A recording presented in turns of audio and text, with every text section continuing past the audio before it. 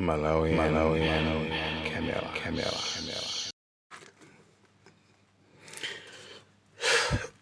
Good evening.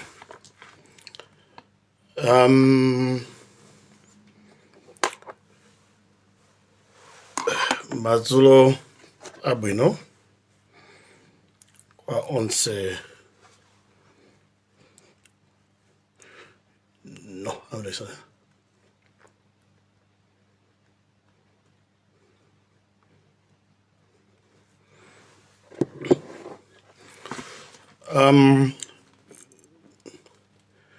Good evening, my fellow Malawians. First, I should apologize. Yesterday, I think we had audio issues. And what happened was we're using some informal gadgets. So there are those that are following me on my private page, my normal Facebook page. If you go to my other page, I think the audio quality will be better because the gadget is much better than this one. While this one, the other one is a page in my name. Mazula bwino, Malawi nzanga, ndikuzatambira madikira ena amafunsa. Ndi nthawi yakwana pa nkhani yokhuza mlandu wa katangale wa bambo Zune Sata omwe mayina a Malawi akuluakulu aboma komanso akuluakulu ena ogwira ntchito ngati ku Malawi Defence Force komanso ena ogwira ntchito ku polisi ena ku Office of the Director of Public Prosecutions, Office of DPP, konse atchulidwa ndithu mayinawo. Nde choyamba ndingofotokoza kuti malamulo aku UK amaletsa zambiri zokuti mlandu ukaja ukayamba pali zina zoti sizitha kunena pano koma ndithu zaperekedwa kale ku khotiko. Nde amadikira kuti maloyas aja akapereka zikakhala kuti zatheka nde amalengeza umathano kulengeza ngatola nkhani chifake mwina simuzoona even news zakuno zikukamba zambiri faka kuli ma restrictions ngati amenewo. Nde kuchedwako kunali kuti timafunsa sokaye tisanapalamule kuti mazango ayamba yathu ija kungolanga tola zonse kupeza tiyayi izi mutha kunena izi simutha kunena. Nde tiyambe chonchi mazulo ano. Let me start like this. Yes, Mr. Zune Sata today appeared before the Westminster Magistrate Court, and he was formally charged of the 18 counts, basically bordering on corrupting public officials in Malawi, including his company, Javia, was also formally charged as a company because a company is an entity. So he was charged with all the 18 charges, I think all the 18 counts that you have seen circulating, but he's yet to take plea. Plea will be taken next month. He didn't speak because he appeared through a video link, and he didn't speak. His lawyers told the magistrate that he had a brain injury on 23 November 2023. As such, he could not speak, but he joined through video link. And from there, they applied for bail. So bail has been set at £2 million. But on the black market, that is almost 10 billion kwacha bail, or at the official exchange rate, anywhere between 5.5 billion to 6 billion kwacha. That's bail for Mr. Sata. It's been signed off by his cousin, Mr. Sakrani. So the next court appearance is the matter will be referred to what is known as Crown Court. They are the higher courts because the cases are quite serious cases. The magistrates don't have jurisdiction, especially because of the amount involved. And then, as I said, there are reporting restrictions which you have to follow. The way it looks like is that the Anti-Corruption Bureau in Malawi really did a disservice to everyone else because I think they're using the admission by various officials that were mentioned in Malawi or were arrested, were caught, and were given reprieve by the Anti-Corruption Bureau that they have no cases. The same, they admitted some of them retained their properties, we'll explain later, retained what they had received from Mr. Sata. So the UK has a law. If you have got business interests here or if you are settled here and you involved in corruption anywhere else in the world, you can be charged. This is the Bribery Act of 2010. So that's where the charges are coming from. So As we also said yesterday, here there's no hiding, as you have seen. There are also names from the MDF where ordinarily in Malawi we are told there are national security issues. So the list is full. The full list of those that are charged so far is what has been in public on those charges, but we understand there is a lot of evidence and that will implicate further a lot of people.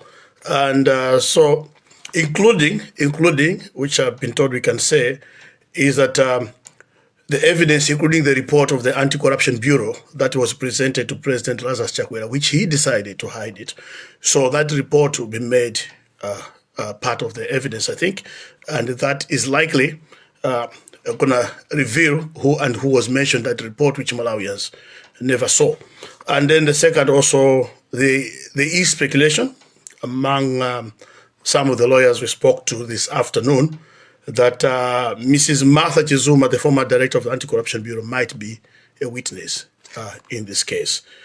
So just a summary in English before I switch to Chichewa.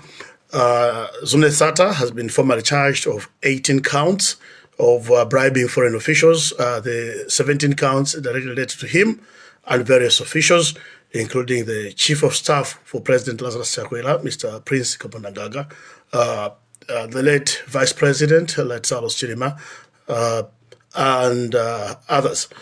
And he will appear again on 26 June, which is June is next month. His bail has been set at £2 million. It's a record in Malawi, which is almost 10 billion kwacha bail. Chichewa. Mwachidule tinalonjeza kuti tikapita ku koti tikuuzani kuti ku koti ku mlandu wa Zune Sata waenda bwanji poti nkhani tidayamba 2022 koma fachazochitika zina tinaona mene zinaendera ku Malawiko makesi ambiri anthu anati anakhululukira bungwe la Anti-Corruption Bureau sinapeze umboni enanso analoledwa kubweza katundu yemwe analandira kwa bwana Bambo Sata.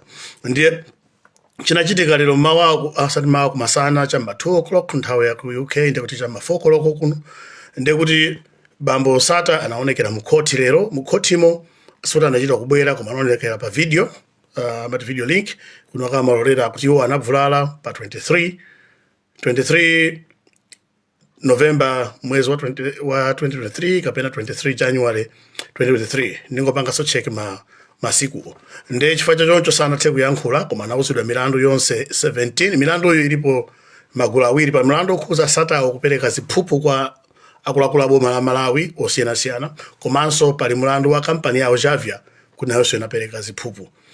Ndiye belo yawo apatsa kuti atha kumapitiriza kukhala ku nyumba. Beloyo pa mtengo wake pa ndalama zakuno ndi £2 million.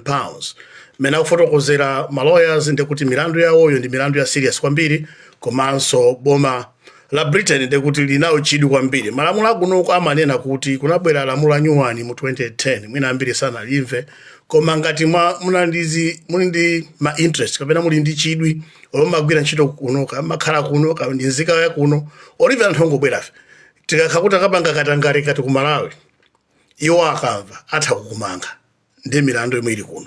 Ndi milandu 18 ijo mwapatsa Sata pa milandu 18 ipo 17 ndi yawo koma nkhani yokuti analakwira malamulo a dziko lino popereka chiphuphu. Ndemene zikuonekera kufotokozera maloya ndingonena asanapitirize pali zambiri zomwe zachitika pali zambiri zaperekedwa koma sitinganene fati kunoko amakhala ndi ma restrictions pazina mamakapa nkhani yokhuza umboni woperekedwa ku koti kopokha umboni utaperekedwa mu koti nditithakukuuzani koma belo pomwe yafikapo ya 10 billion kwacha pa black market kapena poti timagulisana 2.7 kapena 3,000 kwacha ku bank ndekuti kumalawi kuti ngane kuti mwina ndi 5.4 billion kwacha kapena 6 billion kwacha belo kusonyeza kuti milandu yomwe apatsayi ndi ya serious kwambiri.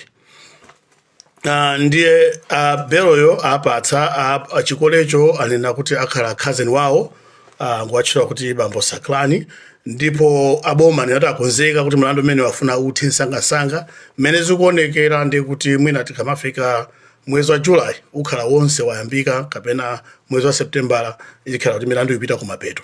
Ndicho chomwe chachitika chakuti pa 26 June mwezi omwe uyambe la mulunguli Sata akaonekeranso ku koti mumzinda wa London omweyo kuti akayambe kuyankha milanduyi.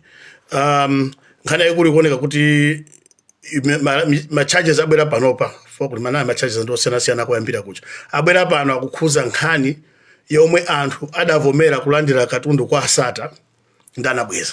Bungwe la Anti-Corruption Bureau linati tagwirizana nawo angobweza katunduwa, koma ndekuti pamenepo ndoti apereka umboni ukuti Asata adapereka tichani chiphuphu kwa munthu. Ndi milandu yomwe akwazenga Asata ndiyokuti adapereka koma ukoko watani ukoko ndekuti atani kwathuko amene timayendesera milandu yathu sitikuonapo cholakwika, munthu angobweza.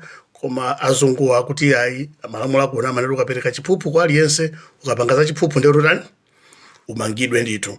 Nde sitikudziwa kuti zitha bwanji, koma kulibe zobisa ikayamba makamaka monga maona kale maina onse ndachatuluka aja omwe milandu yake wakhuza panopa, koma kuumboniko akuti kuli zambiri, kuli zina matelefoni. Sitikuzati matelefoni enawo ndandani omwe azaperekedwe mu khoti omwe amakambirana za ziphuphu, amakambirana za ndalama, koma ndikhulupirira bungwe la Anti-Corruption Bureau ku Malawi linawo umboni umene unapatsidwa. Komanso ndikhulupirira kuti ani ache omwe amayankhula pafoni ndi Asata sindingathe kunena pano kuti ndi ndani, koma ndithu kuyambira mwambamo mpaka pansi madera mosiyanasiyana ani ache akuziziwa.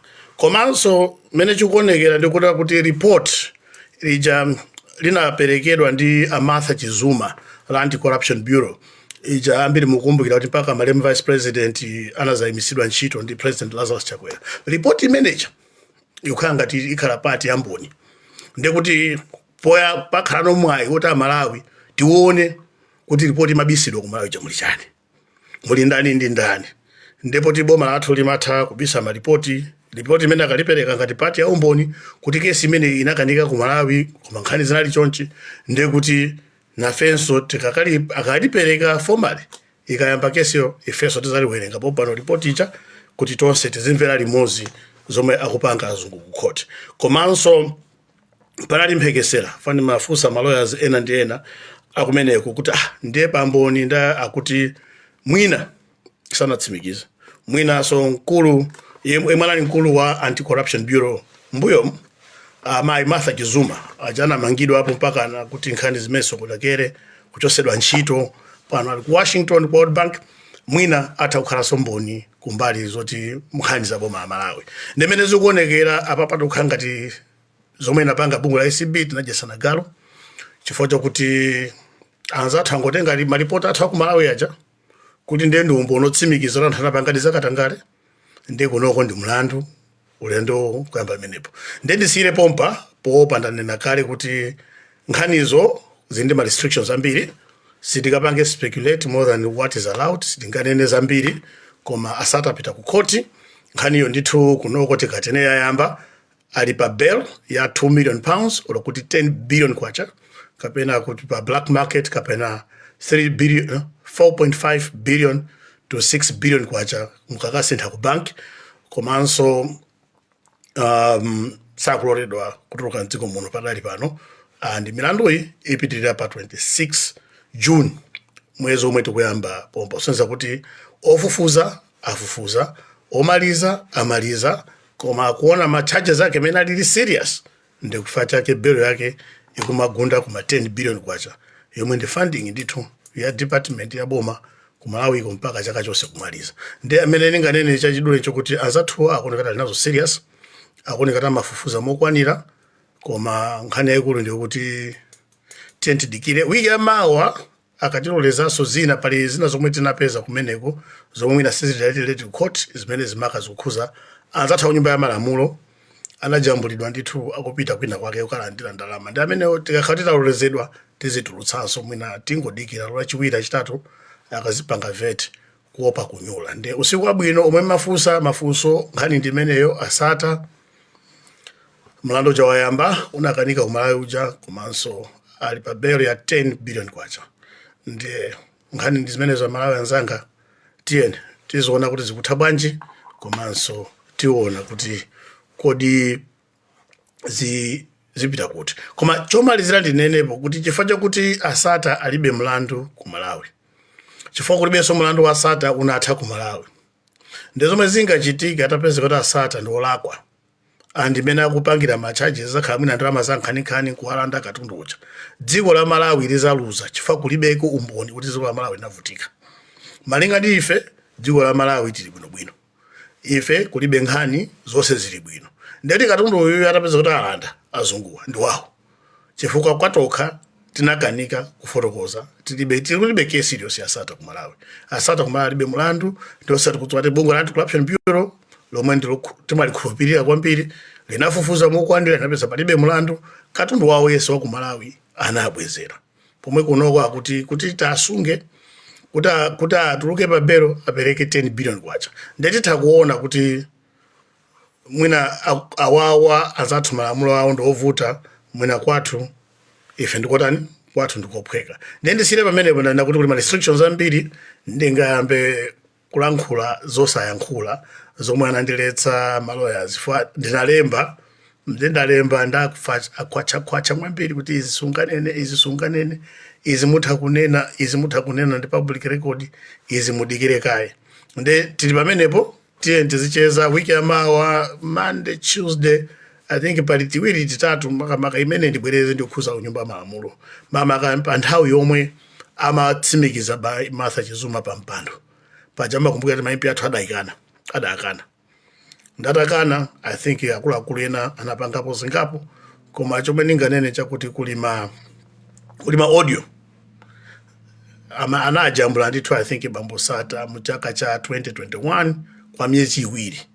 Ndi maaudio amenewa ndokuti titadikira timve kesi kayamba mwina ndetizaziwa kuti yemwe amalimana ndi katangale mdziko mondani, yemwe amathandizira katangale ndani, yemwe sapanga nawo katangale ndani. Komanso ripoti ija inasowa ku Malawi ija inabisidwa ija mbuli maina ambireja ndekuti titakuona kuti ndiyotani padali pano kuti maempe anatani funso nditha kuyankha mafunso awiri ngati atatha kukhala kuti ndololedwa. Nde funso loyamba Mike Charles Banda kuti mwati ma MP anatani pa nthawi yomwe amapanga confirm mayi Martha Chizuma koyamba parliament inakana. Nde parliament itakana mene zikuonekera pali umboni kunajambulidwa kuti panali zina zake zinachitika. Nde zimenezo ndetikumva ma MP ndinenere tupompano ndambali ya boma komanso otsutsa boma sikuti ndi mbali imodzi mbali nkhani asata ipena imakhuza konse koma milandu yomwe kuchitika pano pai kwambiri mwina chofuna kwambiri kudziwa chakuti ndiyambiri kuyambira 1920 kumapeto fai kukhuza kwambiri ku MDF ma procurement anthu ameneyo ndi ku police. Nde zimenezo kwambiri ndi ku public procurement ndi kwina ako anthu anangolandira ndalama. So ndi ma contract amenewo omwe ayamba pano pamamaka nikuona anthu omwe amaoneka kuti akhululukidwa ndi mwana ochidwi kwambiri. Enawo ali malisti mbono ulipo tizona zowe. Funso lachiwiri lomaliza kuopa kupalamula palibe funso. Usiku wabwino mwakoma nonse. Mulungu tizingopemphera dziko lathu anthu ambiri ndosauka ndovutika umakhala ngati kutsogolera omwe timapeza nthawi zonse sukonda amalawi koma tiyeni tipemphere tonse tisankhe mwina zomwe zingatithandize kuti tione pa 2016 kusankha kundu kwa amalawi sunganene kuti votera na uje izi zonena votera na uje ndizinda ikadziko pa mavuto koma aliyense pasi pa mtima teni tione kuti dziko likuyenda bwanji. Katangaleyo ndiye watipweteka kwambiri. Mchaka cha 2000 I think and 8-9 before adanena ndithu kuti 30% ya budget imapita Katangale ndi kubedwa ndi 30% mukawerenga zaka zonse zindalama zambiri. Ndimalize pamenepo anthu makonda kubwera ku inbox pepani ndikuthamangira so kwina ndisinali kunyumba ndinapita ndikubwerako audio ilipo chezani muona muwerenga ma comments sindikonda kuwerenga zabwino zonse mungadalitseni nonse zikomo. Malawi, Camera.